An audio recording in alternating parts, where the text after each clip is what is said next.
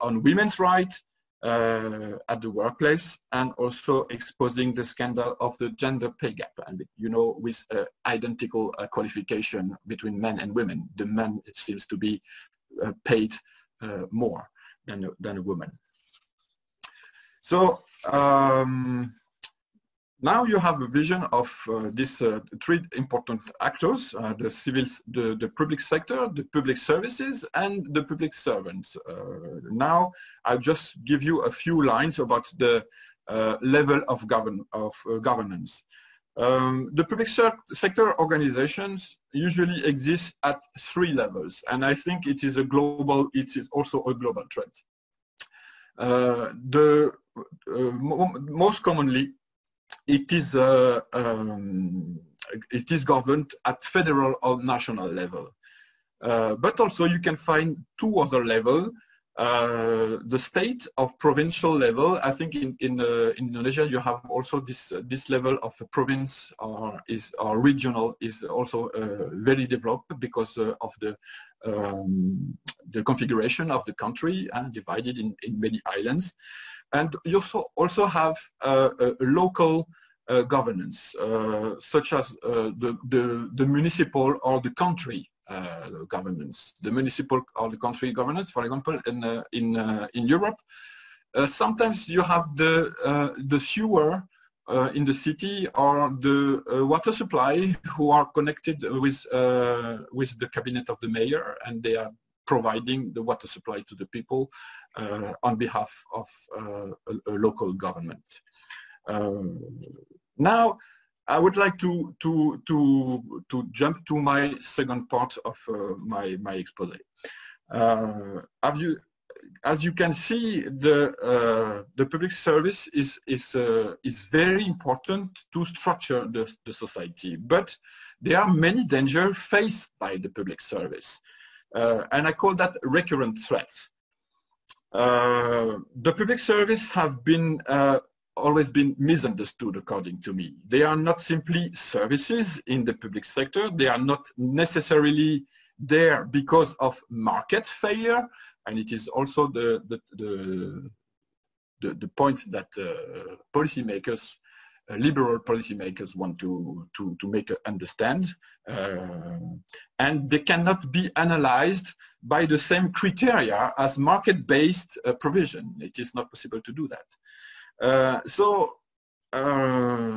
would like to stress the fact that the public service have 4 defining characteristics. First, they exist for reasons of policy. So the policy is a justification of itself. The public services, they provide services to the public. This is very important. They are in such a way, they are redistributive, and they act as a trust. So it is important to understand that they consequently operate differently from production or from profit. And their priority are not profit. They are not targeted at cost, capacity, and output. It is completely different from the manufacturing sector. So the public services are affected by the big issue facing our societies, and they are under increasing strain from budget cuts. So you can understand that without budget, the public services will be very bad. And there are many institutional means to reduce the envelope allocated to the public services, to reduce the budget, actually.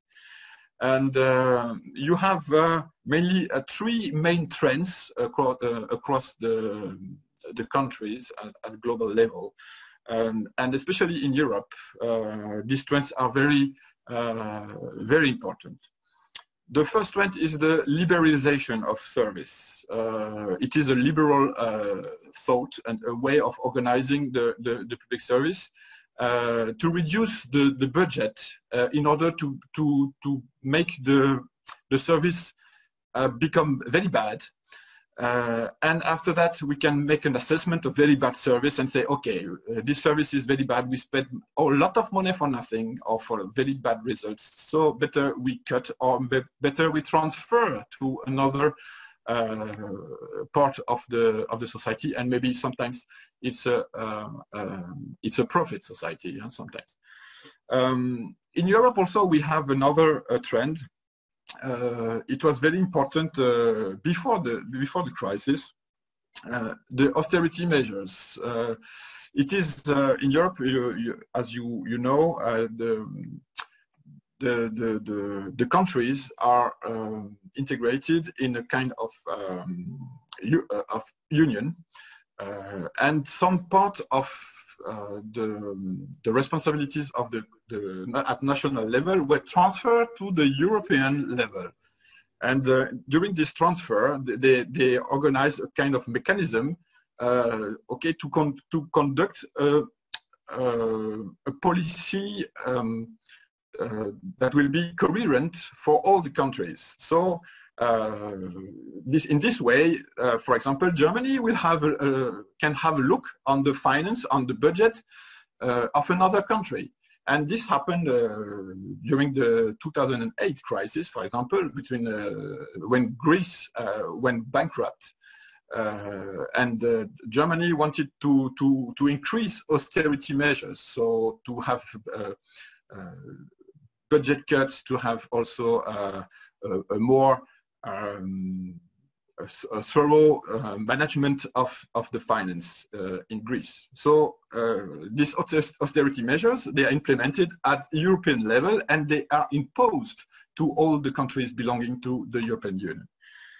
And finally, if you want to save money on public service, because the workforce is very important and it's very numerous, you just have to give a low pay and poor working conditions, and that's how you make savings on budgets, because low pay it is almost 75% of the budget of the public services. You understand why taxes play a very important role in the financing of the public services. And also the second threat that endanger the public services is the fact that they are mainly financed by the states, and taxes are the most important inputs of their functioning. But you can see the international sport of the multinational companies is tax avoidance or fiscal optimization. This is how they call it. But actually, it's just a way to skip paying the taxes. And this is a huge loss of money this tax avoidance is a huge amount of money which cannot be targeted at public service and at the budget for the public service. So it is one of the responsibility of the countries to fight against this tax avoidance from the multinational companies. And also, it is also a goal from the trade union to emphasize this important role of the taxes. A third threat, I don't know if maybe I would show you a short report from the World Bank. It's about corruption. Of course, if you don't pay very well your civil servants, they cannot make their own life. So there is a tendency in some parts of the globe, in the world, to give money to have more easier access to the service, or to speed up the process. I will just show you a very brief chart that you can comment after that if you want. Yes, sir. Yes. Yeah, I can see. Can see?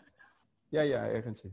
Okay. Please, sir. So it is a document given by the World Bank, and it is from 2016. So it is not new, but I think it is very important to stress the fact that, for example, in South Asia, the percentage of company about dealing with the government, okay, they consider corruption as a major constraint. Okay, I see. Yeah, in South Asia, you can see 40%. Expect to give gift to secure contracts, so 46%. And expect to give gift to get things done. So again, 26%. So this is for East Asia, but here you have the figures for all the countries, and you can see that Asia, it is not it is one of the highest, but actually Latin America and Middle East and North Africa are much higher than that. So it is very important to see the impact. So you have this. Figures. Yeah, it's from Middle East. It's very high, sir. Yeah, it's very high. Middle East and North Africa. North Africa, you have Algeria, Morocco, Tunisia, Egypt, also like that. So I had. Okay, sir, but I had that some country of there is no taxation, no tax inside. I mean, there is the government not give tax to the citizen. Why I see it's very high in corruption there. So yeah, but I would like to show you another graph, because what you underline is very important. Yes. All right. So just if you watch into more details, you can see, for example, I put it is also from the World Bank. The figures are official from the World Bank. So you can see, for example, I stressed for you 4 main important items. Percentage of firms expected to give gift to get an import license. So you see, in Indonesia, it is here 45%. If you are expecting to give to get a construction permit, here 45%. But if you want to have access to electricity connection or to water connection, see it is very low here. So what it means? It means that when the public service is conveyed thoroughly, when you have budgets and you have well-paid civil servants, you will have this kind of rates. So you see my point. So maybe if you can see also here, the difference between the old countries. You have the position for East Asia, so it is rather coherent everywhere, but also the position in each country. And you can see that the place where the public servant and the public service is well developed and well taken care of and financed with taxes, the rate of corruption is very low. Right. So that's why my point of the for the third thread. Yeah, yeah. I got the point, sir. Yeah. I got the point, sir. Yeah. Okay. Carry on, sir.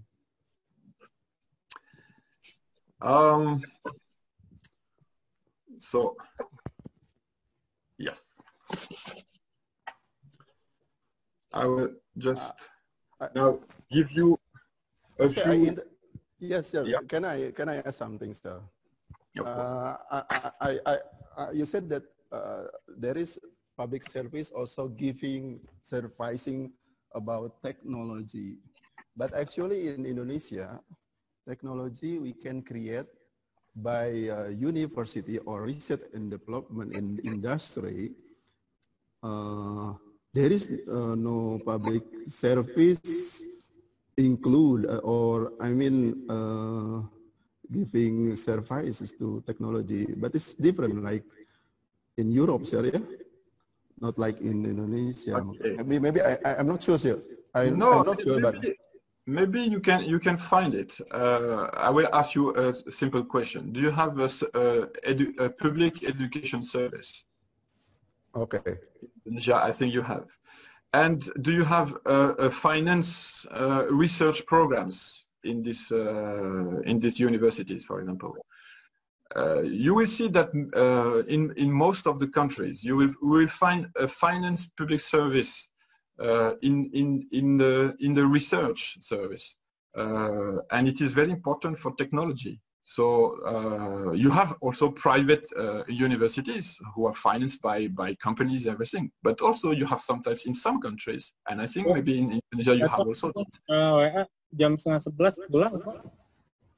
Please mute. Jam 10:30 kita pulang, Pak.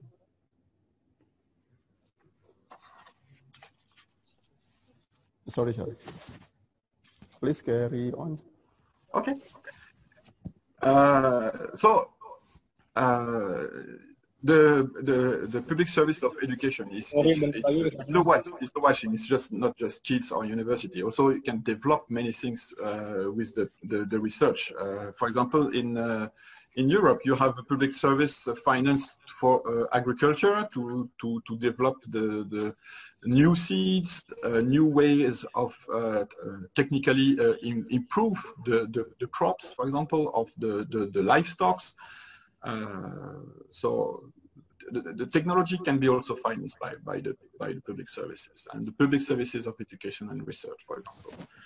But you have that also with the medical research.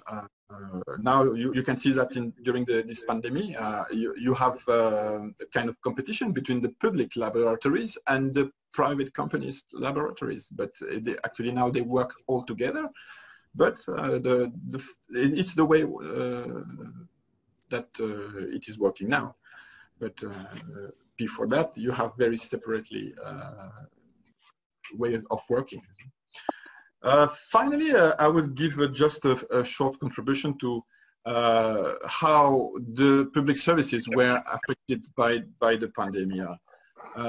And we realized that during the lockdown, what was still functioning were the public services. So, for example, during the pandemic, you still have a continuity of the public education. All the schools were closed, but the kids could follow the courses online. They can have another relationship with the teachers. So the public service of education adapted to this new. I will just give you. This is a list. I will not go into details. The back of this list, but you can see what the public service get from this pandemic by quickly adapting himself to the pandemic and to the tragic that we are facing. So for me, the first point is the continuity of the service public, and also the sacrifice that public servant had to do, and thinking service before self. You have seen the medical staff that we call the frontline workers, sacrificing their life to continue to provide the medical service. This is what really happened during this pandemic for the public service everywhere. And after that, I think that the government and also the population can draw really very interesting trends for the future, and to underline the importance of financing a public service. In Europe, we have, like in many other countries, we have a very difficult problem with the face mask, for example, and also with some kind of pills that we could not find anywhere during this pandemic. For example, the pill for headache were produced in India, and no laboratories in France were able to develop this pill anymore.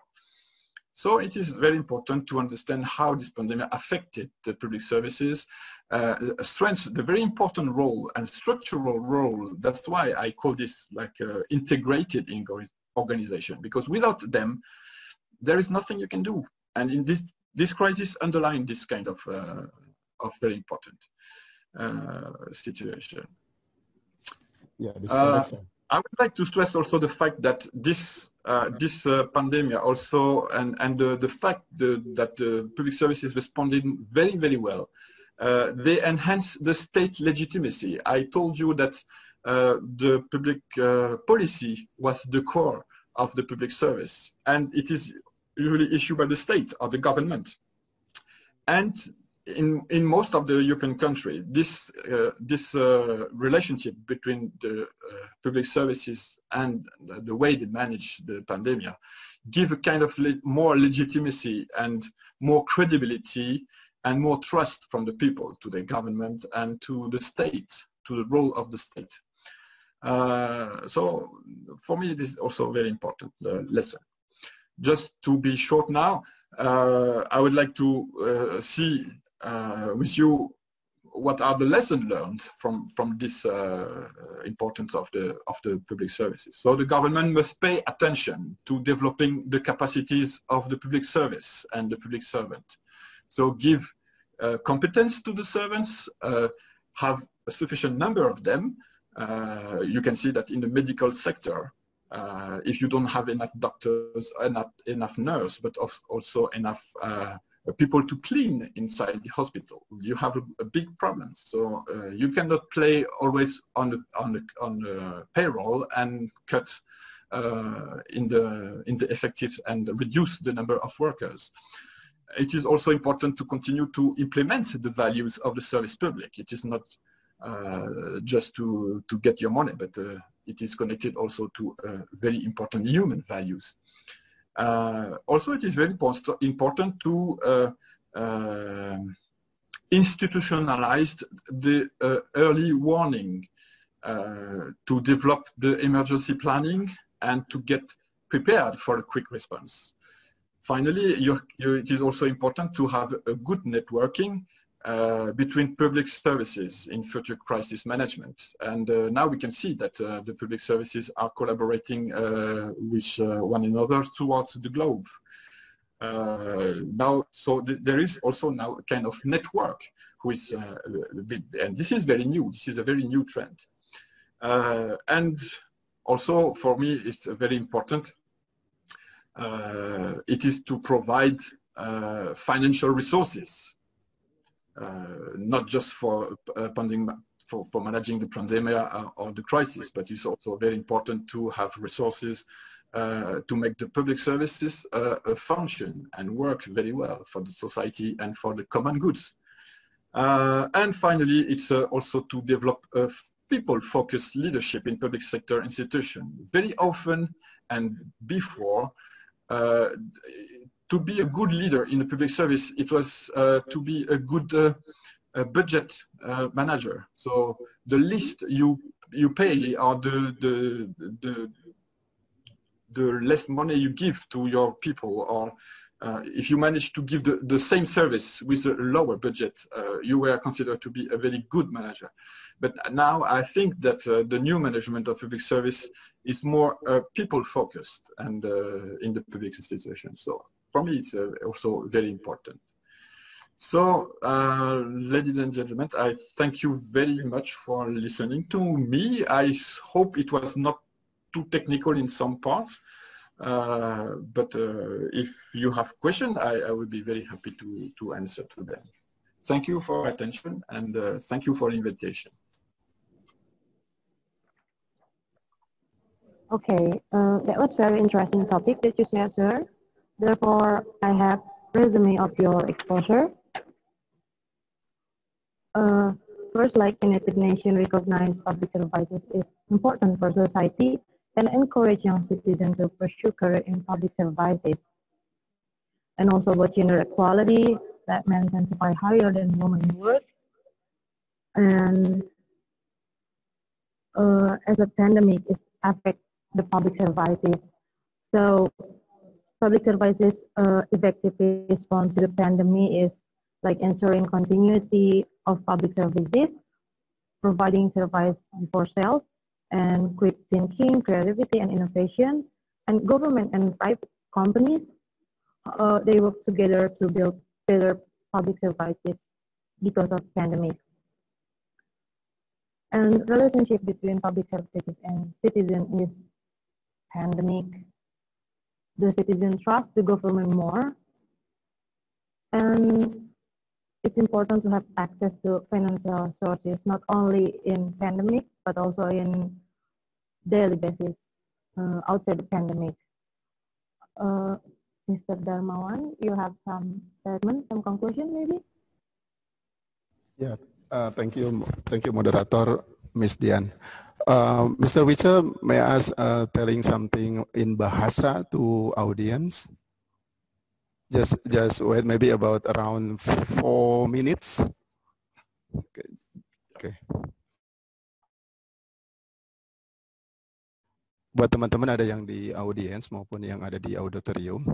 Jadi di sini kalau saya ulas sedikit, itu adalah bahwa Mr. Witcher itu menyampaikan mengenai aktivitas-aktivitas yang dilakukan oleh public service kepada khusus negara-negara ataupun warga negara yang ada di lingkungannya, terutama di lingkungan Liga Eropa ya. Di sana ada beberapa negara kecuali Inggris dan Irlandia. Kalau untuk negara timur dia nggak pegang ya, negara Eropa Timur, jadi dia pegang Eropa Barat.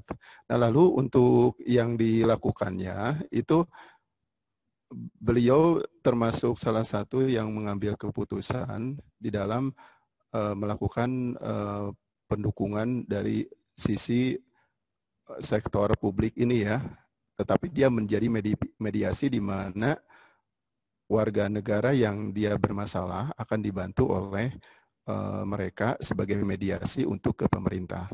Tetapi di public service pun ada keterbatasan, yaitu masalah dana ya.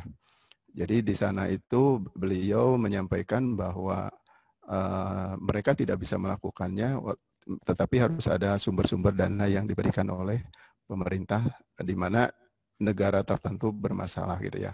Nah ada satu kasus yang Pak Wichel sampaikan bahwa di sana itu ada masalah satu dengan negara Jepang ya. Mereka tidak bisa, di salah satu negara Jepang itu ada satu masalah keuangan yang tidak bisa dibantu secara langsung dia melakukan ke negara tersebut. Nah, di sini makanya public service itu dia membantu untuk memediasikan bahwa menyelesaikan masalah keuangan. Ya. Lalu dikupas juga masalah korupsi ya. Kemudian di Kuplas juga masalah teknologi, dia juga membantu dari sisi teknologi untuk sistem keuangan. Salah satunya itu sistem keuangan yang dilakukan untuk universitas yang ada di lingkungan Liga Eropa. Jadi buat teman-teman, itu sedikit yang saya ulas. Sebetulnya yang disampaikan banyak sekali, tetapi itu intinya. Jadi silakan rekan-rekan yang mau bertanya, ditunggu secara langsung, nanti saya translate secara langsung, nanti saya sampaikan. Kemudian boleh di chat, nanti saya tunggu. Ataukah Mr. Wichel, I'm sorry, I bother you. Pardon me?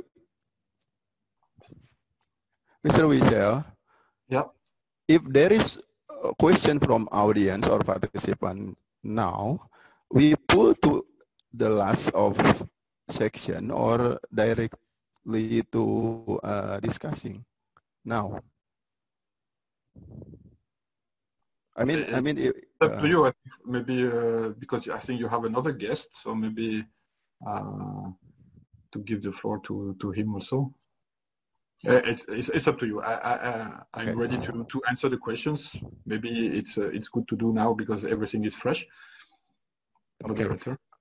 Okay. Up to now, there is no question yet now to deliver to us, and then maybe I will ask something. Maybe I mean, if question we can pull to the last section, and then if I have question now, maybe can I ask something, sir? Okay. Okay. So what I would suggest, if you have a question that will come later, you can just drop me a line. I can answer by emails also, and I will continue to be with you until the end of this event. So if you have late questions, I will answer to them lately. But also feel free to send me the question by emails. I can also do that. Okay. Oke, untuk partisipan ada yang mau bertanya? Silakan. Pakai bahasa Indonesia, nanti saya translatekan.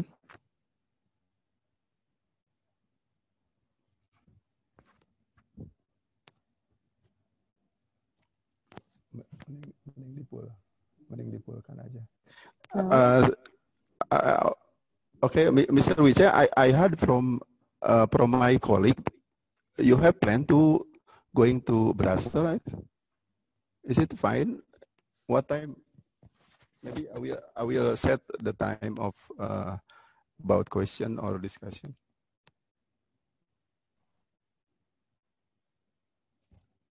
Yeah, I can stay with you a few minutes more. Yeah, there is no problem. Oh, okay. You have the event until 11 or 12. All right. I will set it. Yeah. Okay.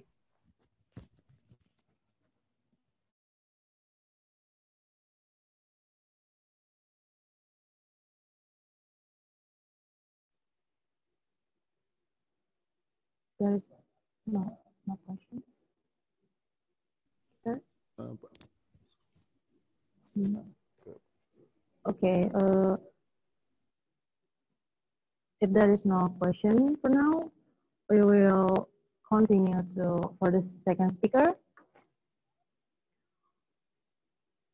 Please, if you have question, you can type in the chat section on Zoom, so we can forward it to Mr. Wichel. Right?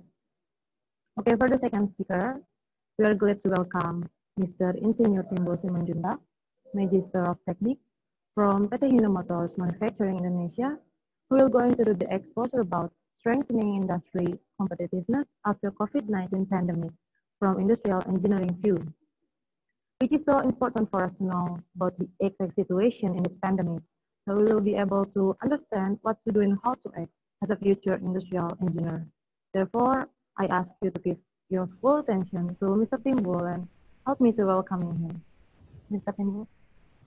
Thank you very much, Ms. Moderator, and good morning, everyone, and good morning, Mr. Mitchell. Nice to meet you. in this seminar. So I will continue my speech in Indonesia. I'm sorry. Terima kasih buat semuanya, buat teman-teman mahasiswa yang ikut hadir dalam seminar ini. Demikian juga saya berterima kasih kepada Darmawan yang sudah memberikan waktu dan kesempatan buat saya untuk menyampaikan materi dalam seminar pada pagi hari ini. Adapun materi yang akan saya sampaikan pada kesempatan ini adalah berkaitan dengan bagaimana kita sebagai mahasiswa ataupun nantinya engineer di bidang teknik industri dalam kaitannya untuk meningkatkan daya saing perusahaan di mana kita nanti bekerja. Itu kira-kira yang menjadi latar belakang bagi kami untuk menyampaikan materi ini. Nah, mungkin secara lebih lanjut, pertama saya ingin bertanya apakah suara saya cukup baik untuk didengar? Cukup jelas ya. Ya baik, kalau begitu saya bisa meneruskan. Saya langsung saja ke slide ya. Ya, kita masuk ke slide. Oh, sorry.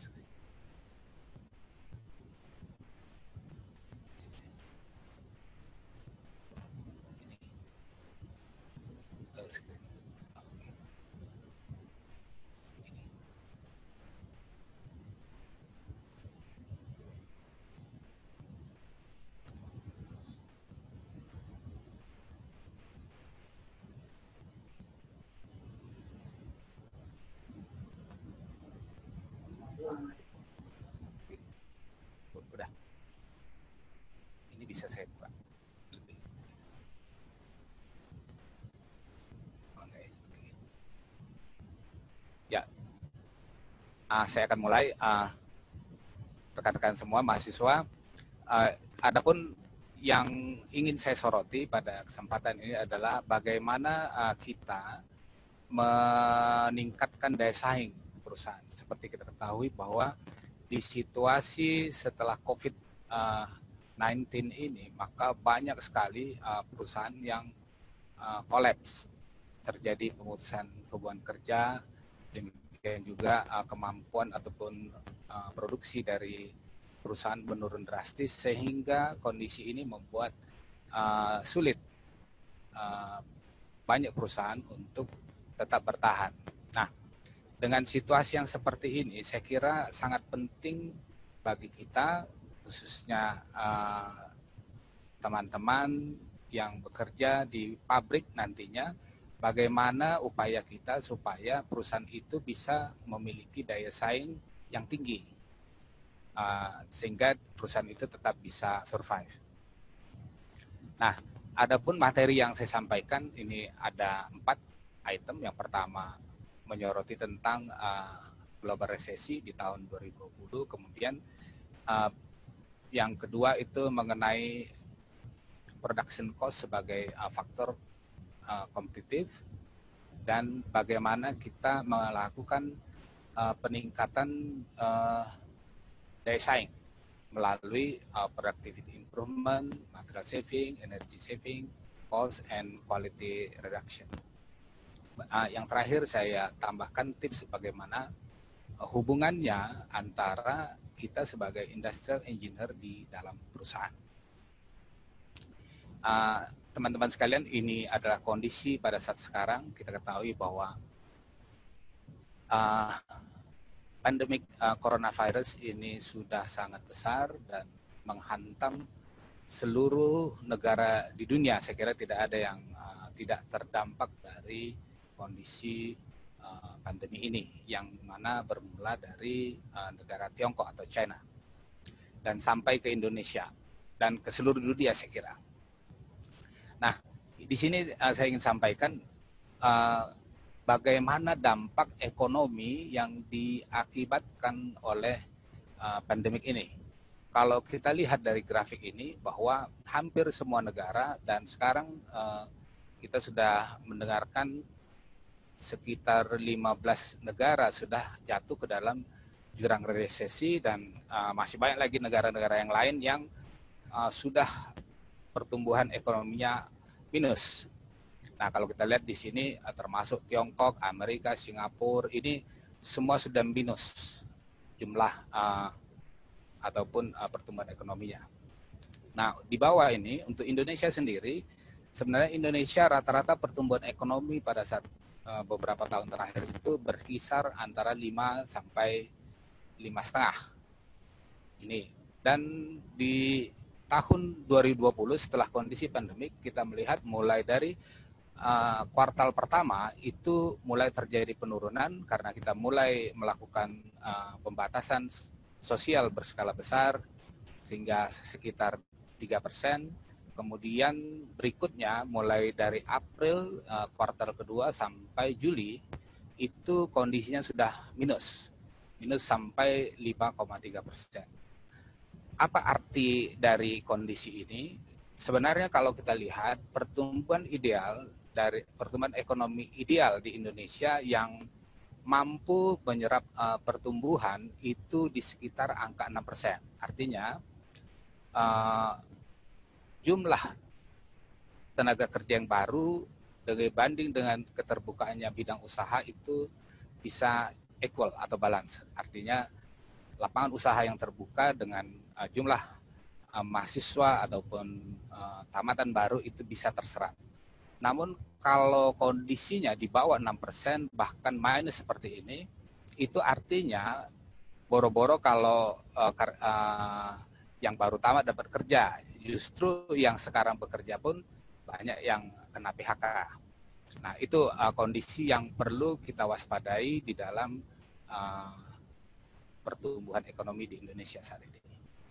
Nah, teman-teman sekalian, rekan-rekan mahasiswa, di tengah lesunya ekonomi yang terjadi di Indonesia, maka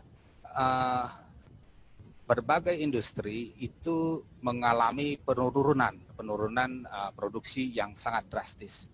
Bahkan ada yang sampai 50%, bahkan ada 60% perusahaan, bahkan ada yang sampai 90% perusahaan itu menurun jumlah produksinya.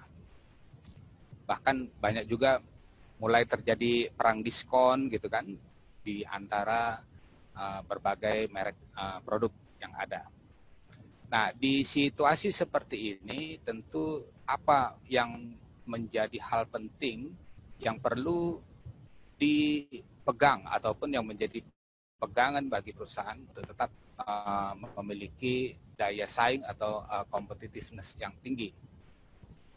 Yang di sini antara lain yang dapat kita lihat itu pertama adalah harga, kemudian kualitas, fungsi, dan kondisi after sales.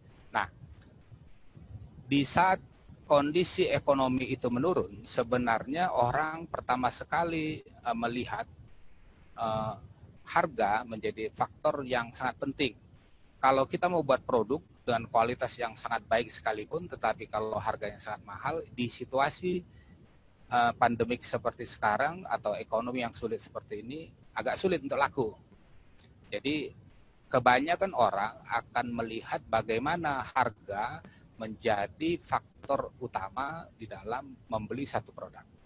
Karena itu harga itu perlu di-maintain, perlu dijaga, jangan sampai harga produk yang kita buat itu lebih tinggi atau lebih mahal dari produk sejenis yang lain. Nah, disinilah nilai competitiveness itu diperlukan. Nah, di sini ada kita mulai masuk ke dalam lebih detail lagi bagaimana production cost. Kalau harga itu kan kalau kita lihat di sini sebenarnya ada banyak faktor. Misalnya kalau kita membuat satu produk, katakanlah di sini contohnya ada gambar mobil gitu ya. Ada orang, dan ada alat, ada material. Sebenarnya ini adalah semua adalah faktor-faktor atau komponen dari harga. Nah, kalau kita lihat komposisi harga dalam satu produk itu rata-rata, ini umumnya, bahwa material cost itu antara 60 sampai 80%. Material cost itu misalnya ya ini plat, mungkin kaca, ban, lampu dan sebagainya. Itu adalah lebih kurang 60 sampai 80% dari harga pabrik ini ya, harga pabrik, cost per unit. Kemudian itu ada lagi faktor energi. Energi ya di sini kita harus menggunakan listrik, gas, mungkin energi yang lain, solar misalnya, itu lebih kurang 10 sampai 20% untuk menggerakkan operasional dari suatu pabrik. Nah, selain itu ada labor cost. Nah, itu adalah orang-orang yang bekerja di sini, itu harus digaji tentunya, dan itu lebih kurang 5 sampai 20%, tergantung tipikal daripada industri kita. Kalau industri kita padat karya, maka labor cost itu menjadi banyak, mahal, mungkin bisa 20%. Tapi kalau kita padat modal, artinya kita banyak menggunakan teknologi tinggi, maka mungkin labor cost-nya akan turun sekitar 5%. Selain itu juga ada rugi-rugi, misalnya produk reject, ya, biaya untuk cost of quality, misalnya kita harus melakukan destruction test dan sebagainya untuk menjamin produk ini supaya baik, maka kita perlu juga menyiapkan dana mungkin sekitar 2 plus minus 5% mungkin untuk biaya quality, cost of quality. Nah, dari biaya-biaya ini kalau kita lihat sebenarnya itulah faktor dasar. Tentu selain ini ada ini disebut dengan variable cost. Ada nanti fixed cost. Fixed cost itu tidak usah kita bahas di sini. Nanti itu adalah biaya-biaya selain dari biaya langsung yang berkaitan dengan proses produksi. Misalnya tentu kita punya bagian pembelian, bagian keuangan, HRD dan sebagainya, itu disebut dengan fixed cost. Nah, semua biaya ini dikumpulkan, itulah disebut dengan biaya produksi. Kemudian kita memberi, tentu perusahaan waktu menjual dengan harga tertentu itu sudah termasuk untung kan. Nah, bagaimana perusahaan itu meningkatkan competitiveness-nya adalah dengan cara menurunkan biaya produksi atau cost per unitnya. Kalau dia bisa menurunkan cost-nya, maka sebenarnya dia bisa pertama menambah keuntungan dengan meningkatkan profit, atau dia di masa sulit seperti ini tetap dengan profit yang sama tetapi memiliki daya saing yang lebih tinggi. Nah, ini yang menjadi faktor penting untuk sustainability atau kesinambungan dari suatu proses produksi. Ya, mungkin sampai di sini. Mudah-mudahan cukup jelas. Kita lanjut ya.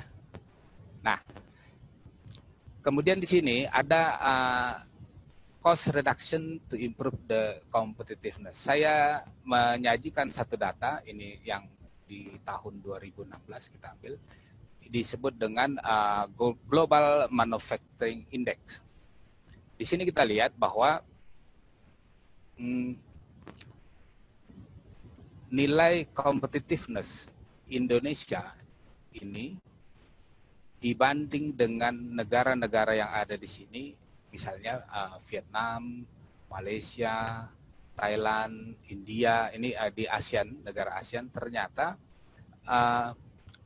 manufacturing index kita itu masih rendah. Contohnya, kalau Indonesia itu 55,8 di tahun 2016 dibanding dengan Vietnam udah 56, Malaysia 59, Thailand 60, India 67. Jadi kita masih termasuk rendah kemampuan kompetitifnya dibanding negara lain. Nah, di sini juga secara ranking kalau kita lihat di sini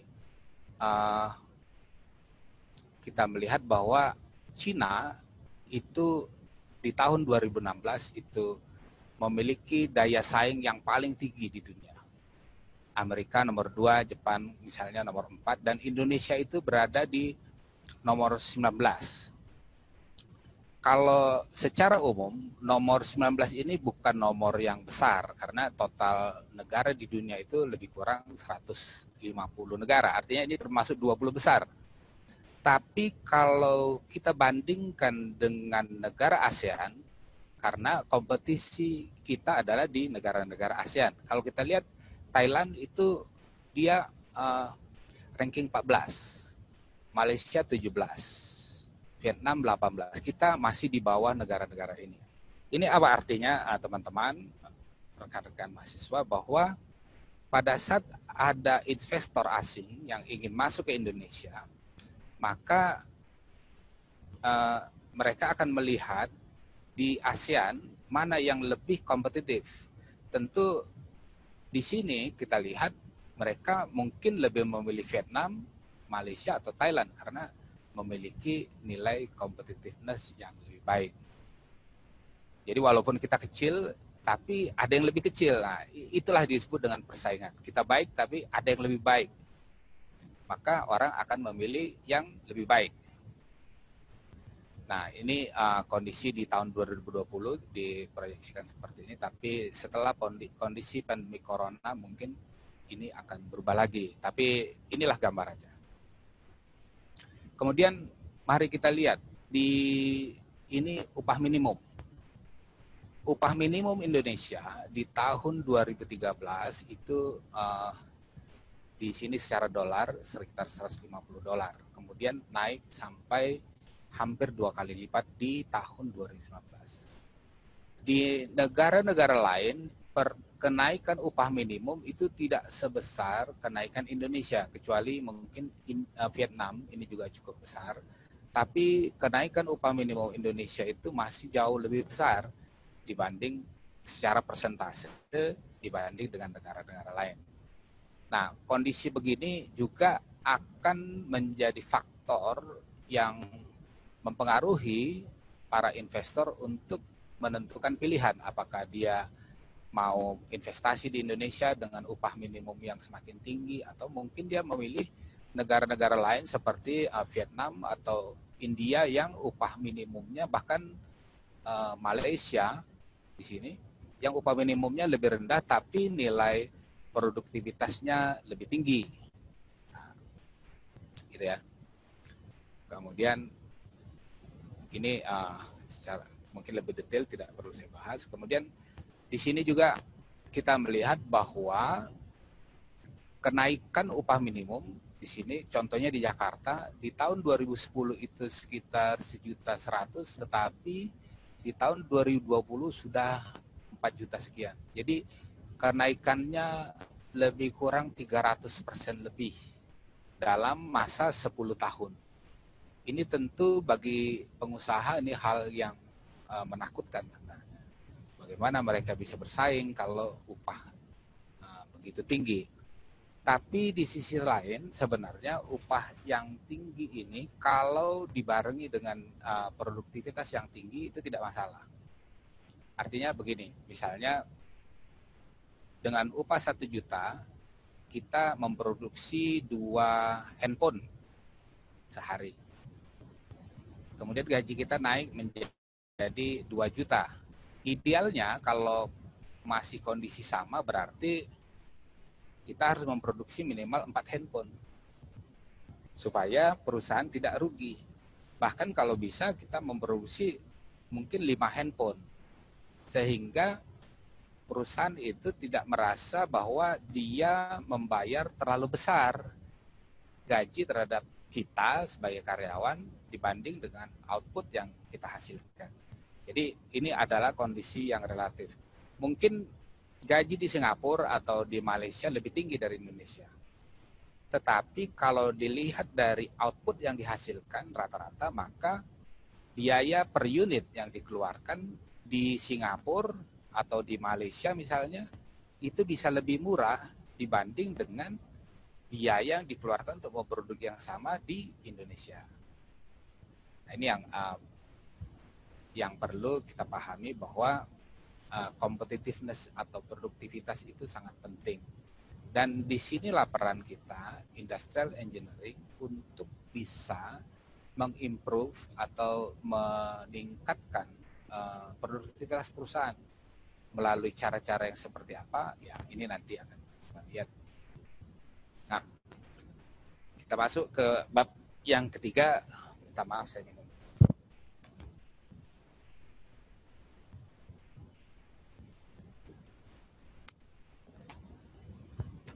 Ya, rekan-rekan sekalian, di sini saya tampilkan yang disebut dengan manufacturing cycle. Manufacturing cycle ini adalah proses di mana produk itu mulai dibuat sampai produk itu after sales, artinya setelah dijual. Nah, kalau kita lihat bahwa di setiap tahapan, misalnya pada saat di tahapan kita mendengarkan suara ataupun kebutuhan dari customer atau pelanggan, pada saat kita mulai merencanakan produk apa yang cocok untuk menjawab kebutuhan pelanggan tadi, kemudian kita mulai mendesain produk itu, kemudian kita mulai menyiapkan proses-proses produksi seperti penyiapan part, kemudian metode kerja dan sebagainya. Kemudian pada saat kita melakukan proses produksi, inspeksi, sales after sales, ini semua sebenarnya peran industrial engineering itu sangat besar. Nah, contohnya misalnya begini. Di saat kita mendengarkan customer need ataupun suara dari pelanggan atau kebutuhan pelanggan, nah pada saat kita mau membuat satu produk, tentu kita akan melihat apa fungsi dan kebutuhan dari pelanggan yang bisa di-convert menjadi satu produk.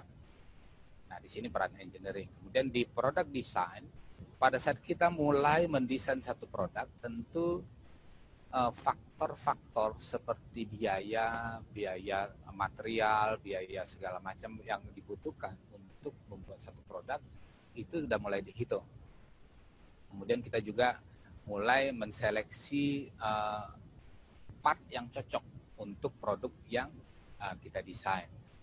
Kemudian sampai ke proses realisasi produk. Ini product realization, misalnya proses produksi. Ini bagaimana kita membuat satu produk yang berkualitas baik, tapi dengan efisiensi yang tinggi. Nah, ini peran kita sebagai engineer di proses produksi. Nah, di sini ada banyak faktor nanti yang akan bisa kita lihat yang bisa kita explore untuk menaikkan produktivitas satu perusahaan. Nah, ini adalah proses produksi. Produksi itu biasanya mulai dari material, ini dari supplier, diterima di sini, ada gudang, kemudian disimpan, kemudian dipersiapkan, kemudian disuplai ke produksi sehingga keluarlah output. Nah, ini proses produksi yang umumnya terjadi. Kemudian di sini sebenarnya di proses ini didukung oleh proses-proses seperti desain, maintenance untuk memelihara alat, kemudian engineering untuk melihat aspek-aspek teknis yang perlu, proses pembelian, logistik, production, dan inspection, dan seterusnya yang menunjang proses ini bisa berjalan dengan baik. Mungkin supaya tidak jenuh, saya tawarkan untuk sampai di sini dulu.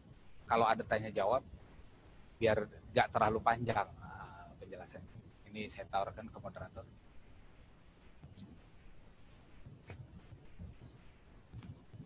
In English. Okay, for the audience, if you want to ask question to Mr. Timbul or anything you can ask, you can type the question in the chat section, maybe.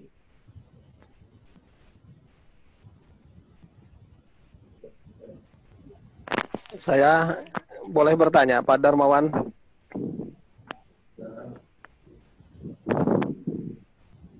Pada siapa, Pak? Kepada dua-duanya ya. Yang pertama kepada Pak Timbul dulu. Ya, silakan Pak. Ya, terima kasih Pak Timbul sudah mengisi acara ini. Kebetulan materi yang dibawakan oleh Bapak ini ada kaitannya dengan disertasi saya yang baru saja saya bahas pada waktu sidang kelulusan kemarin. Pas gitu ya. Pas ya. Harusnya dibahas ini sebelum lulus saya harusnya. Nah, kajian saya kan objeknya adalah pabrik kertas di Provinsi Jawa Barat. Oh, gitu. Ya, objeknya adalah pabrik kertas. Kemudian variabelnya adalah daya saing kertas. Kurang Di nggak jelas, Pak. Daya saing kertas. Jelas, Pak? Halo, tes. Jelas, Pak. Jelas, Pak. Silakan, Pak. Ya, daya saing kertas di di Provinsi Jawa Barat. Nah, kemarin hasil penelitian saya menunjukkan bahwa daya saing produk kertas di Provinsi Jawa Barat itu menurun. Akan tetapi berdasarkan teori bahwa daya saing kertas di Provinsi Jawa Barat berdasarkan perhitungan itu adalah tinggi. Oh, iya. Jadi produksi kertasnya berdasarkan kuesioner dari level manajer, dari level marketing maupun dari level produksi itu mengatakan bahwa produksi kertas daya saingnya tinggi. Nah, itu. Tapi berdasarkan analisis kuesioner saya, bahwa daya saing kertas yang diproduksi di Provinsi Jawa Barat itu ketika dipasarkan pada dunia internasional itu rendah. Dalam hasil penelitian saya itu negatif, gitu ya. Oh, gitu. Apakah yang menyebabkan daya saing itu bisa menurun atau rendah atau negatif gitu Pak ya? Itu yang pertama. Yang kedua, bahwa daya saing secara teori itu dipengaruhi oleh yang namanya corporate reputation. Itu Pak ya? Ya, betul. Apabila reputasi perusahaan atau corporate reputation-nya baik, maka daya saingnya akan meningkat, begitu. Sehingga kinerja pemasarannya juga akan meningkat. Betul. Nah, di dalam disertasi saya itu tidak ada pengaruh dari corporate reputation terhadap daya saing. Padahal secara teori harusnya corporate reputation itu justru harus ada pengaruhnya terhadap daya saing sehingga kinerja pemasaran itu akan meningkat, begitu Pak. Yang kedua, itu buat Pak Timbul, Pak Darmawan. Saya akan bertanya ke Bapak Mr. Immanuel. Ya, bahwa kebijakan untuk pembuatan kertas di Eropa itu seperti apa? Jadi kalau di kebijakan pemerintah terkait dengan proses untuk produksi kertas, ya kan ada proses produksi kertas secara langsung seperti biasa dan ada kertas yang dibuat secara daur ulang dan ada kertas yang dibuat berdasarkan atau sumber utamanya dari pohon. Yang saya kaji itu adalah sumber kertas yang dari daur ulang. Bagaimana sih sebenarnya kebijakan pemerintah di Eropa gitu terkait dengan kebijakan daur ulang untuk proses pembuatan kertas tersebut baik secara daur ulang maupun secara yang terbuat dari pohon. Kan di sana itu saya lihat dari tabelnya produksi kertas yang terbuat dari pohon, ada yang disebut dengan kawasan hutan khusus sumber untuk kertas, Pak Darmawan. Mungkin Bapak yang di sana bisa menjelaskan kebijakan untuk pembuatan kertas tersebut, baik yang dari daur ulang maupun kertas yang dibuat dari pohon. Karena kalau yang dibuat dari pohon kan merusak lingkungan. Sehingga dampaknya itu di satu sisi lingkungannya akan merusak, walaupun di satu sisi kinerja pemasarannya akan meningkat. Begitu Bapak Timbul. Jadi ini ada kaitannya. Di satu sisi memang diharuskan harus ramah lingkungan, tapi di satu sisi malah menjadi merusak lingkungan begitu. Walaupun kinerja pemasarannya meningkat, begitu Pak. Terima kasih, mudah-mudahan ada pencerahan. Wassalamualaikum warahmatullahi wabarakatuh. Ya, terima kasih Pak Osep. Excuse me, Mr. Wichal. There is two questions from Mr. Osep Indonesia here. One question to Mr. Timbul and one question more to you. What he want to ask about policy, what kind of policy government deliver to industry which product of paper, pulp and paper, in policy there is production and recycle of wood. So what policy government do to industry, especially maybe about public service also treatment to this industry from production and to recycle of the paper. So what government give the policy to this industry? Because especially like recycle of pulp and paper, there is make environment like to pollutant, I think, yeah. For pollutant or giving the make to contamination like that. Yeah, there is a different policy in Europe depending on the policy of each state. But they have to transcribe their internal policy to meet the sustainable development goals. So especially in terms of recycling the paper, they are very incentive policy. They give means to recycling.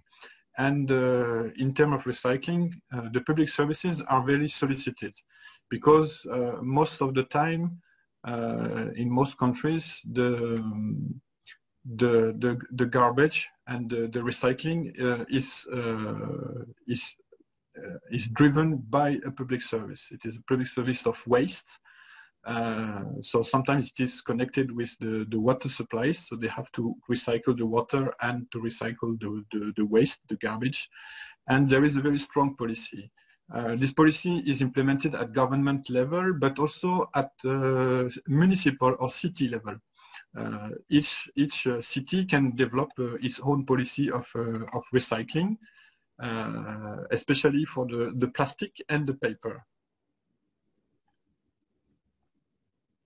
As for the production of paper in Europe is a very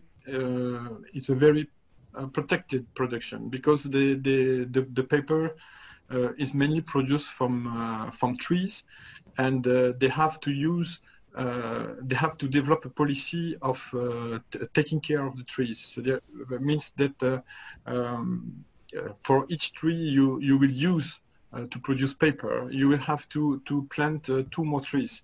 So there is a kind of stock of living trees, and this stock is very often managed by a forest public service. So because the goods is very important. So we cannot manage in Europe without a public policy to protect the forest.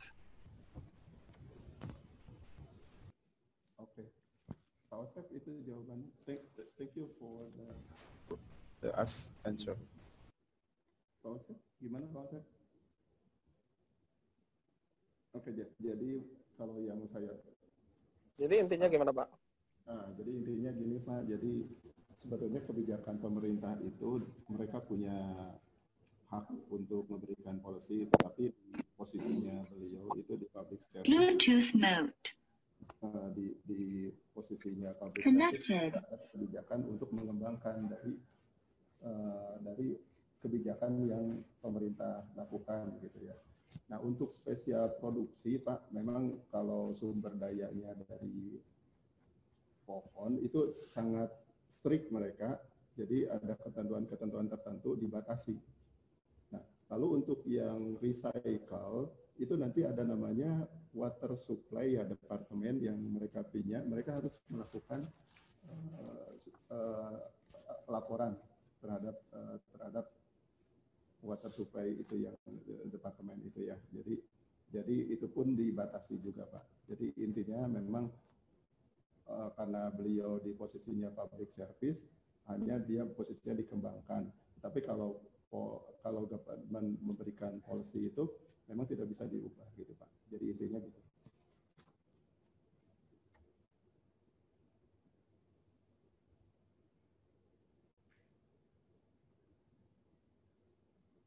Gimana Pak Osep? Oh.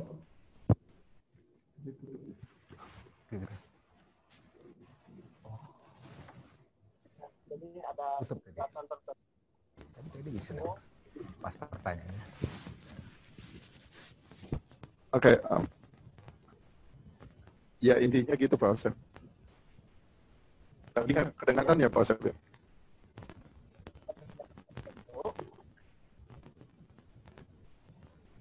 Oke. Sekarang pertanyaan ke thank you Mr. Wichel.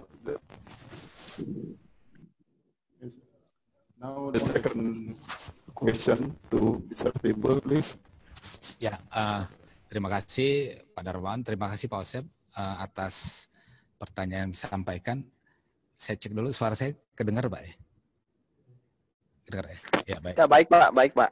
Oke, saya senang nih Pak Osep ternyata tesisnya atau disertasinya ya itu ternyata berkaitan dengan masalah daya saing ya atau competitiveness dari suatu perusahaan di sini pabrik kertas katanya.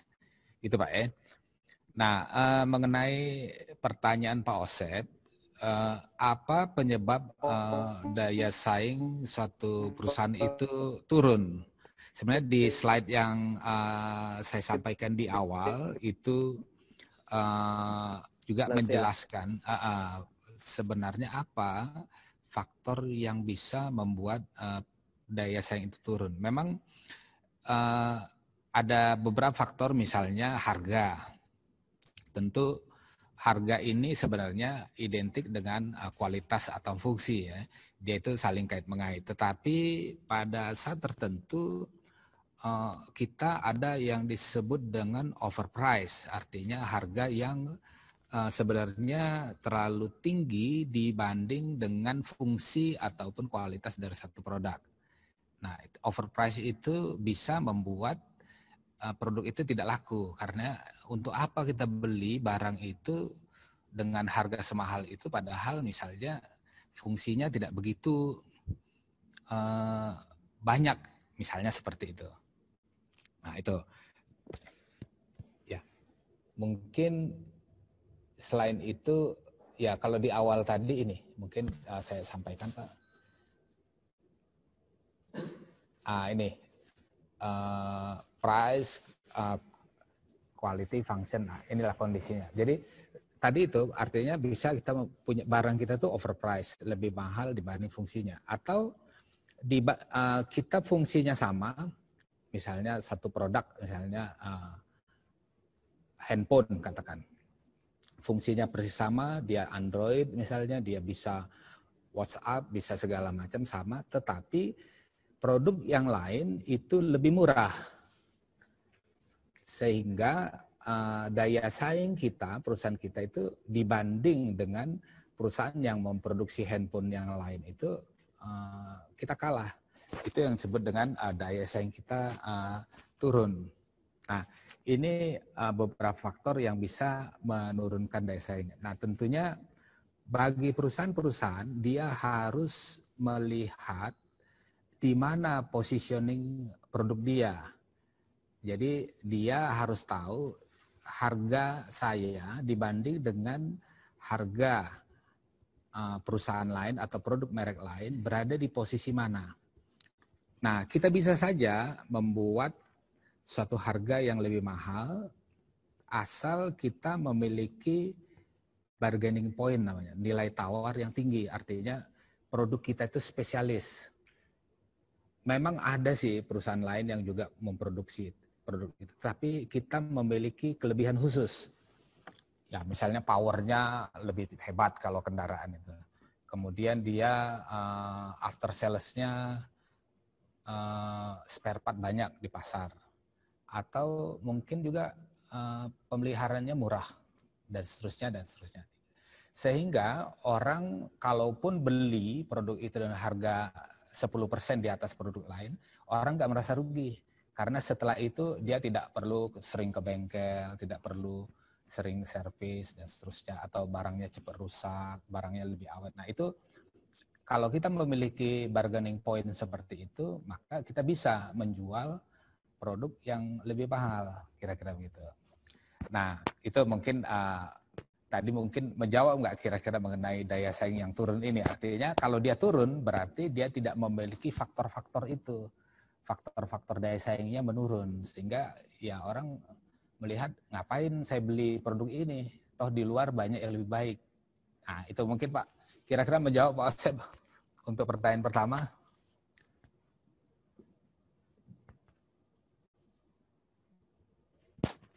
Ya, mungkin saya lanjut aja tuh Pak Asep ya. Ya, kemudian yang kedua tadi mengenai corporate reputation ataupun daya saing secara perusahaan. Menurut ya Pak. Dioptimalkan aja Pak. Kenapa? Nah itu dioptimalkan 1 jam lah. Oh ya, menurut corporate reputation daya saing tadi, apakah ada hubungannya di hasil penelitian? Kue, tinggal makan ke sini. Hasil penelitian Pak Osep itu tidak ada hubungan. Sebenarnya ada Pak. Jadi menurut teorinya memang bahwa corporate reputation itu sangat berpengaruh terhadap produk yang ataupun daya saing. Misalnya, kalau kita lihat di brand-brand kendaraan penumpang misalnya. Kalau kita mendengar nama Toyota misalnya, orang akan melihat, wah ini produk Jepang yang memiliki kualitas yang baik.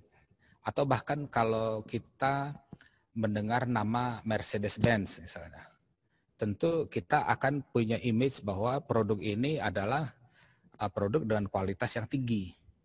Jadi sebenarnya corporate brand atau brand dari satu produk itu mempengaruhi daya saing satu perusahaan. Karena memang corporate brand itu bukan serta-merta terbentuk, tetapi itu melalui proses yang puluhan tahun. Mereka menjaga kualitas produknya sehingga di mata masyarakat begitu mendengar nama Toyota atau mendengar nama Mercedes-Benz, mereka menganggap kalaupun Mercedes-Benz menjual produknya lebih mahal, orang bisa menerima karena memang kualitasnya pasti bagus.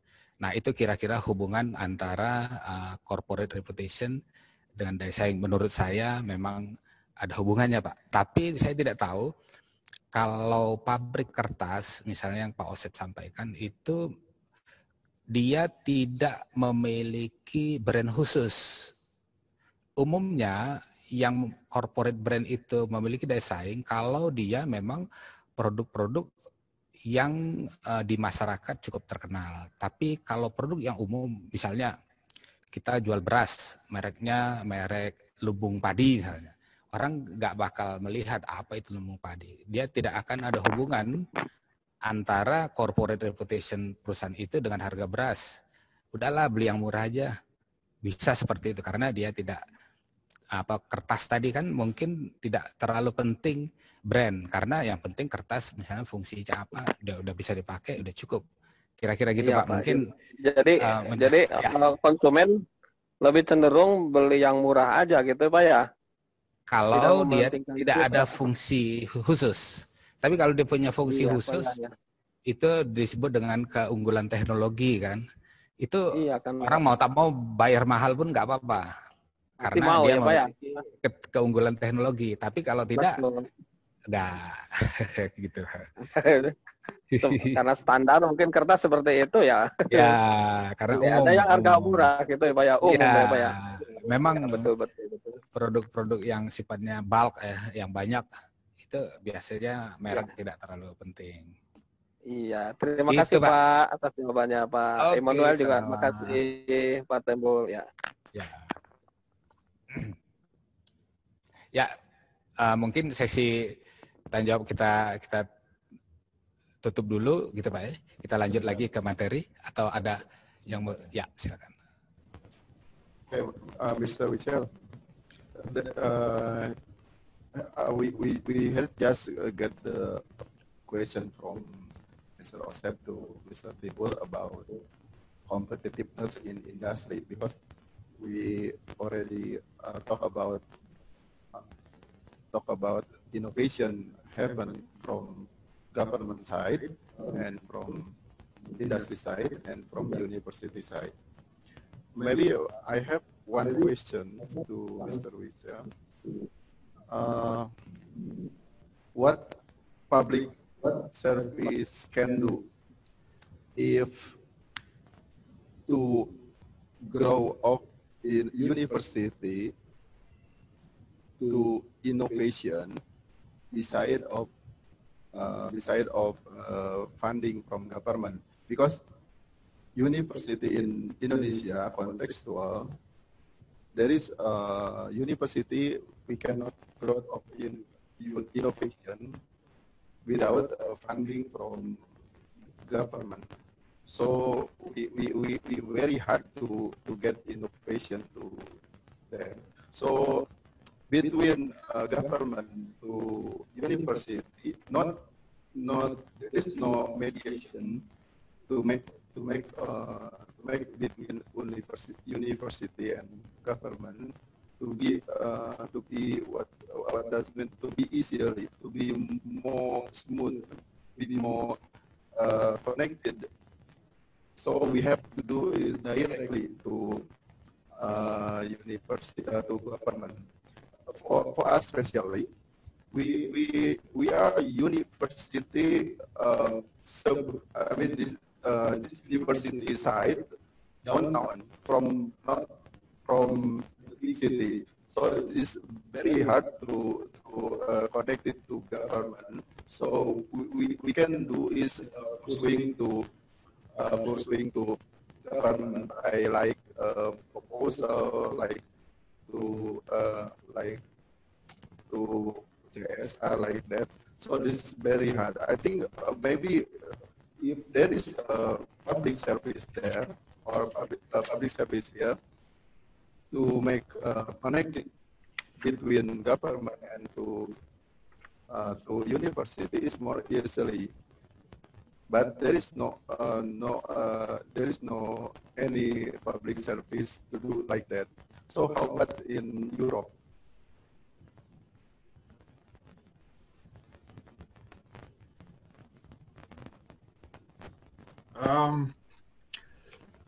The financing of universities, and it was tackled in Europe in 2006. So the process of unification process of the European universities is quite young. But what I can say about the financing and how to to finance research project, innovative project in Europe. The trend is to back the project by industrial support. It is very important that the research you can convey in the university, even it is a very practical, very technological research, is backed by the industry who will use your technology. If you are working, I don't know, in automotive industry, you will be very interested to develop a more efficient engine or a greener gasoline or something like that. So universities, they can do that for you. So it is also very important that the university develop a kind of bureau or kind of I don't know, sections devoted to this kind of prospection. They have to prospect the market, the industrial market. For example, you have the paper, the palm oil, the industry, the shipyards. You have all kind of industry in Indonesia. You can back your technologies on, and you have to ask the companies what are their projects. It is not possible to have the university disconnected from the real life, from the implementation of new technologies. So you will help to develop new process, new technologies, and of course, because the companies, they have interest in your work, they will finance you, and they will finance. So you like that, you don't depend only on budget from government or from the region, but also you will be backed by the main actors, the key actors of the sector. So if you have a strong industrial relationship between university and industry, for me, it is one of the best way to get things done and to get finance. And most of the time, also, the students, they will get a job after that related in this sector. They will develop maybe another engineering department or something like that. So it is very important, because it will be efficient for the university. They will develop new projects, they will develop new approaches. It is very important also for the student, because they will get a new job after that. It will be the insertion on the labor market will be very easy for them, and the money will not be a problem anymore. So it is very important that the government finance the functioning of the university, the functioning of the project. Sometimes the fundamental research doesn't interest many people, but in the end, it is very important to have fundamental research also. So I think something like that is spreading, especially in Europe. We do the thing like that. But I think this kind of model can be applied to Indonesia also. Yeah. Fortunately, we already cite between industrial area, the biggest in Indonesia, sir. What they do, they try to give apprenticeship to students the last semester, about 4 months or until 1 year, to hire to industry and give the like what you said, like the project, and they do if improve in integration, and they will hire directly. So this is Indonesia happen there, and then is for us try to take the chance what government offer about research, because now in Indonesia, one last month giving offer of research like technology, how to implement it technology, but already created by university. I'll try to make a program like that, so we can take that chance, and then government give financing. Maybe some is almost the same, sir. Yeah. Yeah, I can give you a very practical example that I picked from Indonesia. In February, I met. I was in Bandung, and I met. I visited a company who is producing drones, so for all kind of purposes. And I met with the team who is developing the drones, and they reported to me that they wanted to have they wanted me to help them to have connection with engineers in Europe to develop the servo brain of the drone, because they don't have the mastering of this technology. But my first question was to them: did you already contacted the university in Bandung for that? Because maybe at the university someone can help, can work already on that. So mainly it is a lack of information and on the capacity that that you are doing. There is another way of doing things. Also, is by a technology transfer. Also, the university can already be involved in that kind of technology transfer. So yeah, Bisa kerjasama, Pak Darmawan, ya. This is what I'm doing as a consultant. I help the companies to build the relationship between companies, but also between the universities and the main actors of the fields. So yeah, it's very important to have this kind of project, yes, like that. But I think industry also, they need university corporation to make what is that, like collaboration to make innovation, like in Bandung, what they said, Just to come back to what your guest explained that about the customer needs, the industry needs. It is also very important. So it is another way of the wheel. The industry needs, and the industry they need the universities. Huh? That's clear. Yeah. Actually, what I as far I know, that industry need is employers. I mean employment. So I think this is like the good thing to connection by employment, so yeah, like that, yeah. Okay, any question from participant? Please, don't be shy.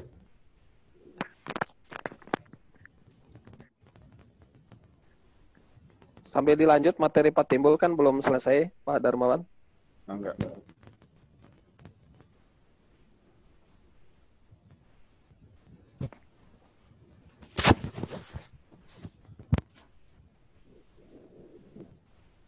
Baik, saya akan melanjutkan materi. Gimana?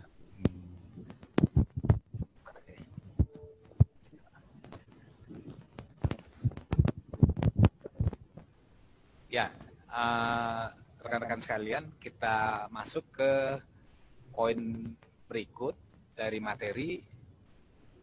Ini langsung terlihat, Pak, di Zoom? Sudah masuk ya? Ya, baik. Nah, ini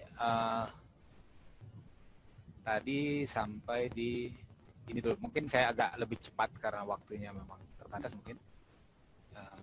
Kembali ke poin terakhir.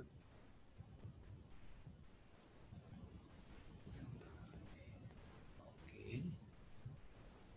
Nah, inti dari satu proses produksi itu adalah key performance adalah smooth, slim, and flexible.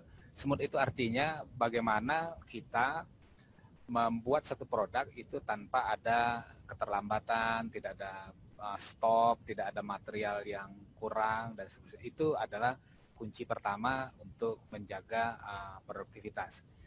Setelah kita mendapatkan smooth itu, maka yang berikut adalah bagaimana kita membuat prosesnya itu lebih simple, lebih ramping. Nah, itu disebut dengan slim. Slim itu adalah bagian dari usaha untuk meningkatkan efisiensi dari orang atau operator ataupun mesin. Kemudian mengurangi biaya ataupun pemborosan dan juga mempercepat proses. Itu dengan disebut slim. Dan yang ketiga itu adalah fleksibel. Fleksibel artinya proses itu proses produksi itu bisa adaptable terhadap customer need atau keinginan daripada pelanggan. Mungkin ini kuncinya. Kemudian ini adalah hal-hal yang bisa kita lakukan untuk mengurangi biaya produksi, antara lain di dalam hal direct labor ataupun tenaga kerja, material, energi, dan damage. Jadi kita umumnya kalau di production itu sangat concern kepada 4 hal ini. 4 hal inilah yang perlu kita kontrol supaya produksi kita itu efisien dan juga bisa kompetitif di luar. Nah, ini adalah tahapan-tahapan improvement. Yang pertama, improvement itu biasanya berkaitan bagaimana mengefisiensikan orang. Nah, ini bagaimana kita mengurangi rugi-rugi ataupun loss ataupun ketidakefektifan proses. Itu di tahap pertama. Di tahapan kedua itu setelah kita melakukan efisiensi terhadap orang, maka kita juga mulai melakukan peningkatan produksi melalui otomatisasi atau semi otomatis. Gitu. Ini adalah satu langkah untuk meningkatkan efisiensi, sehingga kapasitas produksi kita bisa naik berlipat-lipat dibanding kalau kita masih menggunakan tenaga orang. Ini salah satu aktivitas untuk meningkatkan produktivitas. Kemudian di sini kita lihat dari grafik di bawah bahwa di proses pertama, proses improvement itu yang banyak diimprove itu adalah orangnya. Tetapi pada saat kita mulai merubah ke semi auto atau menggunakan robot, maka peran manusia itu semakin berkurang dan peran robot akan lebih banyak atau minimal 50-50. Baru kemudian ya, silakan Mr. Mitchell.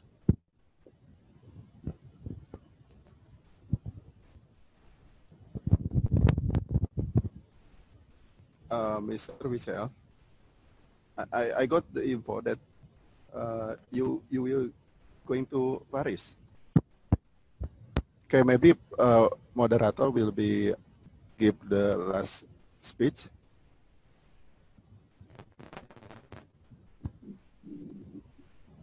Okay, Mr. Rizal, thank you so much for your exposure and for your answering question.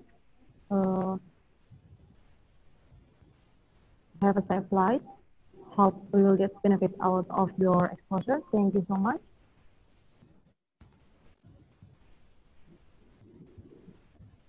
Thank you. Welcome for the invitation. It was an honor to speak to you today. I'm sorry I have to leave you, but you can contact me by email. I will put my email address in the conversation section, so you can have it. Okay, sir. Okay, sir. No problem.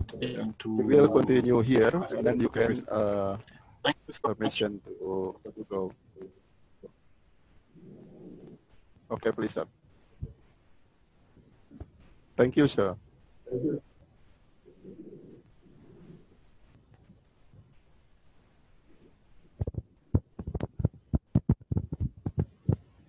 Carry on, Mr. Timbul. Ya, baik. Terima kasih. Kita lanjutkan. Mungkin di tahapan ketiga ini disebut otomatisasi full. Berarti di sini kita mulai menggunakan robot dan sekarang dikenal dengan teknologi Internet of Things, di mana semua hal itu dikumpulkan atau menggunakan sistem data untuk memaintain ataupun mengontrol mesin. Ini adalah proses terakhir ketiga. Di sini ada yang kita lakukan umumnya disebut dengan Kaizen konsep. Jadi kalau waktu kita berapa lama lagi, Bu?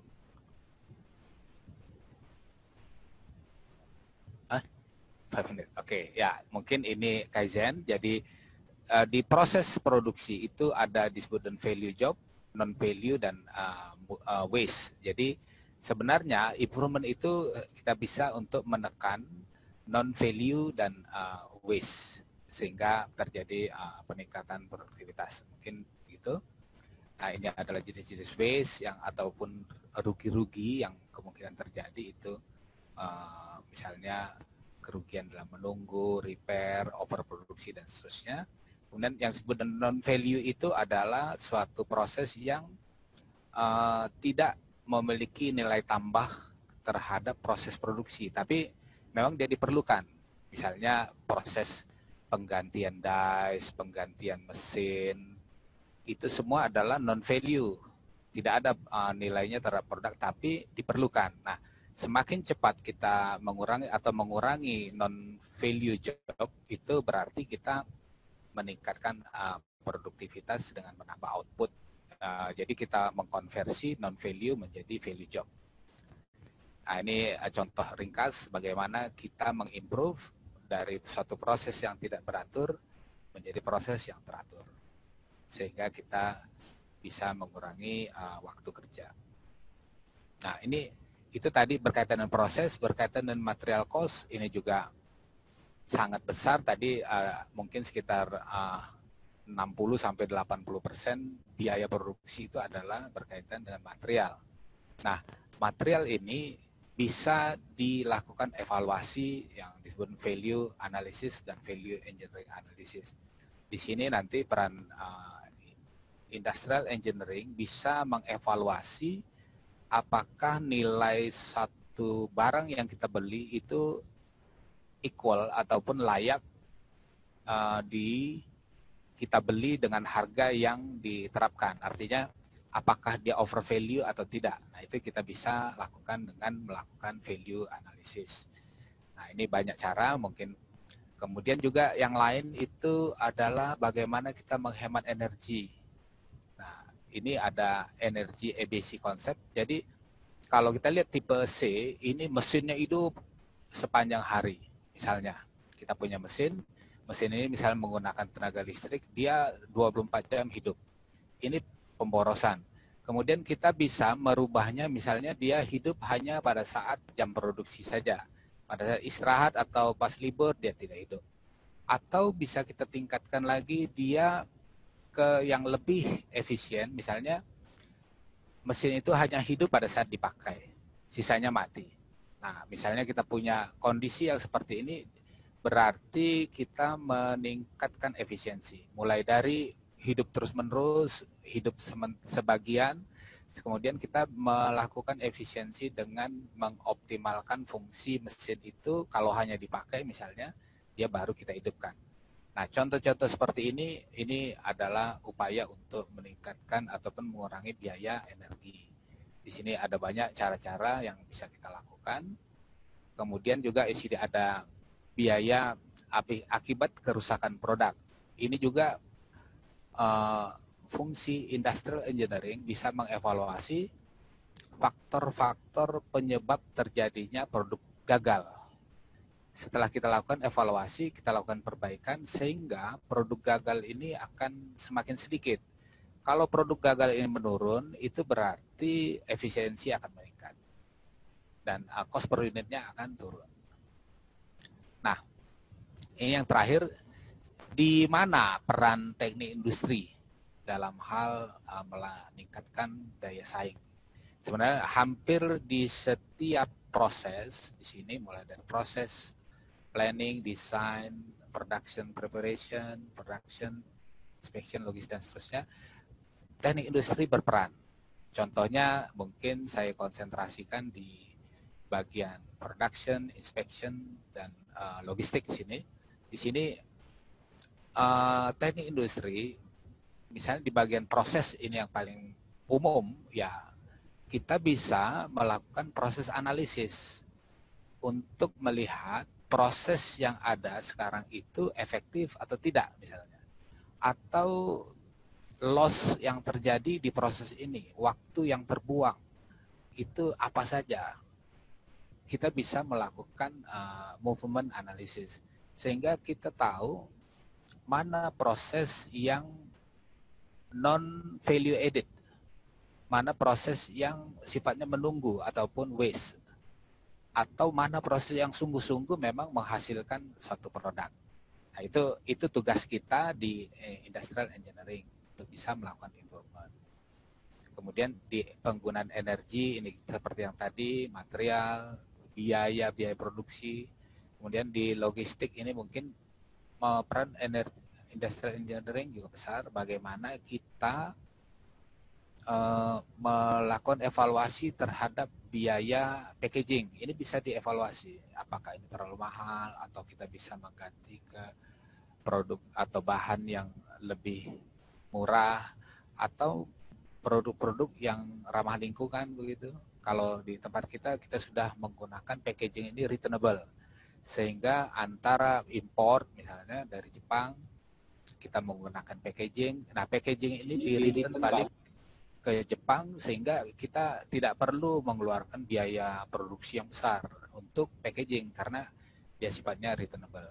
Transportation cost, ini kita menggunakan milk run system. Milk run system itu artinya bagaimana satu truk itu bisa berkeliling ke berbagai perusahaan mengambil komponen-komponen baru datang ataupun tiba di perusahaan kita sehingga dia efisien sekali. Kalau dibanding satu persatu ngambil barang itu tentu cost transportasinya tinggi. Kalau dia milk run artinya dia keliling seperti orang jual susu begitu. Kemudian sampai dia serahkan ke kita itu akan murah. Kemudian storage cost ini misalnya biaya sewa gudang yang besar. Kenapa? Karena over stock itu juga tidak baik. Artinya stok itu harus dikontrol minimum supaya biaya storage-nya juga murah. Nah, ini mungkin hal-hal yang bisa kita lakukan analisis untuk industrial engineering. Mungkin itu. Nah, kemudian apa yang perlu kita siapkan sebagai industrial engineering ya adalah ya kemampuan kita untuk mengembangkan konsep berpikir karena memang yang dibutuhkan dari seorang engineer itu adalah inovasi atau ide. Bagaimana dia melihat sesuatu itu dari sudut pandang yang berbeda sehingga dia melihat ada peluang untuk melakukan improvement atau perbaikan. Itu conceptual skill, humanity skill ya hubungan dengan pihak-pihak yang karena kita bekerja tidak sendiri, kita harus bekerja dengan pihak yang lain, departemen-departemen yang lain. Kemudian juga technical skill ya latar belakang teknik kita itu bisa sangat menunjang untuk berperan dalam teknik industri. Mungkin ini sebagai tips lah bagi kita kalau rekan-rekan nanti tamat dari wastu kencana, kemudian juga tentu harus bersaing dengan tamatan-tamatan dari universitas lainnya yang juga membutuhkan butuh kerja begitu ya, butuh untuk bisa bekerja. Nah, tentu dalam hal ini sebenarnya persaingan itu tidak hanya di dunia industri, tetapi juga secara kita pribadi sebenarnya kita pun dalam bagian daripada suatu persaingan. Karena itu saya menyarankan mari kita mengembangkan kemampuan ya conceptual skill, humanity skill, technical skill yang kita pelajari di lembaga pendidikan kita STT Wastu Kencana sehingga pada saat kita tamat kita memiliki nilai competitiveness yang tinggi karena ada banyak pelamar tetapi tidak banyak lowongan saat ini sehingga orang-orang yang unggul, orang-orang yang memiliki daya saing yang tinggi itu yang akan menang. Karena itu saya sarankan sebagai penutup Mari belajar dengan sungguh-sungguh, gali ilmu semaksimal mungkin, sedapatnya, jangan pasif, jangan hanya menunggu dari dosen, tetapi mengembangkan sendiri, karena di era teknologi yang sedemikian tinggi seperti saat ini, kita sebenarnya tidak harus full dependent kepada dosen, tapi yang diharapkan dengan Internet of Things yang sedemikian hebat, kita bisa men-search di mana saja, sehingga kita bisa mengembangkan skill kita sebagai industrial engineering, supaya kita pun mampu bersaing di dunia yang nyata. Itu mungkin sebagai penutup dari saya. Mungkin kalau ada pertanyaan, kami kembalikan ke moderator. Ya. Okay. If there is no more question, we say thank you very much to Mr. Kimball for your great exposure about industrial competitive after pandemic related to competitive factors such as price, especially in this pandemic, to keeping the price affordable for and then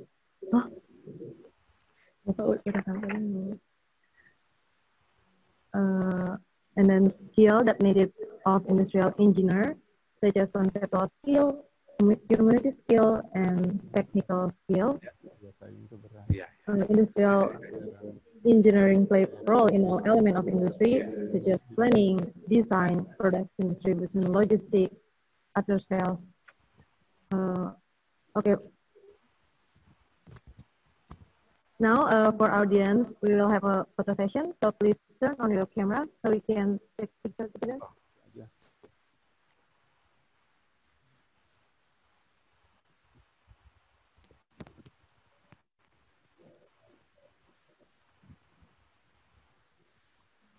Buat semuanya, tolong nyalain kameranya ya.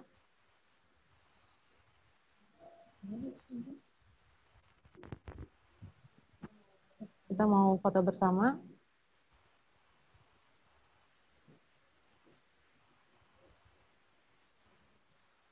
Donor.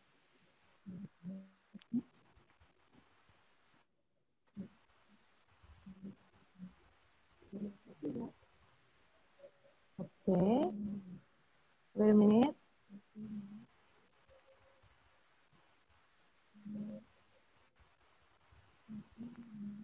Udah.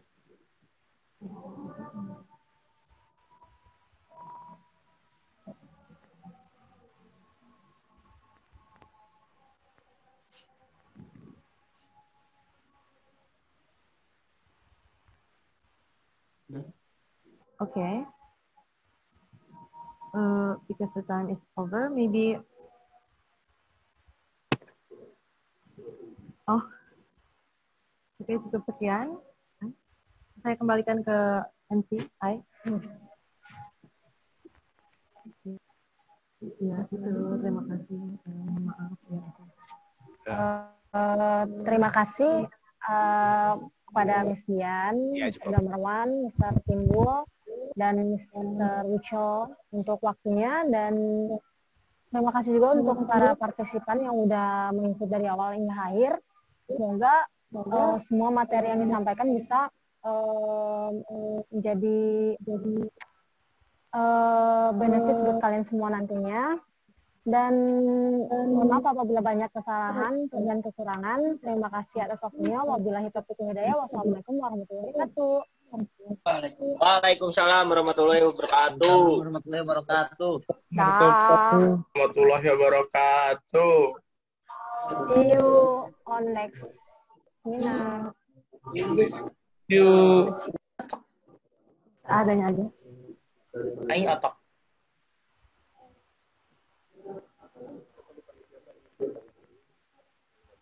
Otak. Apa sih Resi?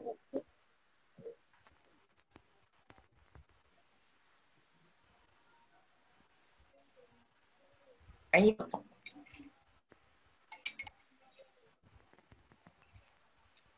Di foto. Iya.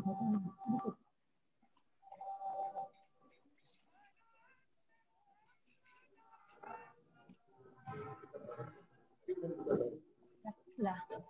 Dah.